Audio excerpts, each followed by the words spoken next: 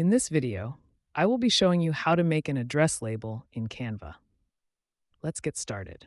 First, I'll go to the search bar and type in address label to see the available options. From the results, I'm going to select the option to create a blank landscape label to start from scratch.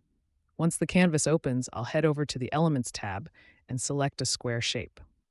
To turn this into a border, I'll adjust the stroke weight and change the fill color so the center is transparent. I'll also move the corner rounding slider slightly to give the edges a softer look. Now I'll resize the box by dragging the handles until it fits the frame, making sure it's perfectly centered. Next, I'll add a text box and type in the name, Clara Davidson. To give it a bold look, I'll change the font to Anton and increase the size before positioning it in the center. I'll add another small text box above the name to include a website or handle. To add a decorative touch, I'll search the elements for a line separator and choose this design with the heart. I'll scale it down and place it right beneath the name. Now I'll add the final text box below the line and type "If undelivered, please return to," followed by the street address, city, and zip code.